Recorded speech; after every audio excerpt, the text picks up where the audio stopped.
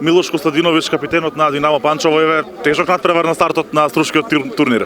Tako je, ovo nije naša prva utakmica protiv Alkaloida, imamo tu sreću da sa ovako dobrom ekipom imamo već 3, 4, 5 možda utakmica, znamo kako Protiv radi, vice šampion Makedonije, nije to mala stvar.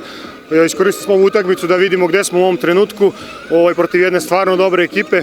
Zadovoljan sam igrom, rezultatom naravno nisam, uvek svi težimo da pobedimo, ali mislim da je zaslužena pobeda Alkaloida u ovoj utakmici. Ви очекува уште дуели со Ајкатина, може ли Динамо Панчево до триумф на таа утакмица, на тој надпревар? Tako je, opet očekuje nas utakmica protiv šampiona Grčke, ali došli smo da se nadmećemo sa svima, počastvovanje što smo dobili poziv na ovako prestižnom turniru i tradicionalnom, odmorit ćemo se koliko možemo do sutra i dati se od sebe naravno da pobedimo Aјk.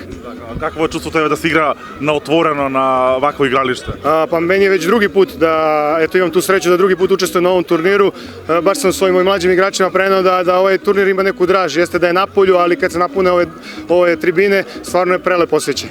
Динамо Панчево е ослабен во однос на минатата сезона на играчкиот кадар. Кои се амбициите во српското првенство и во европскиот куп?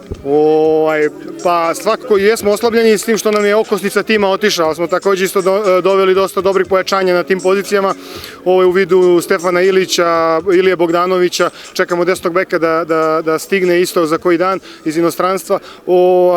Ambicije su najviše uvek, to je play-off, a vidjet ćemo, eto, godinama čekamo taj trofej, nadam se da ćemo da ga dočekamo ove sezone.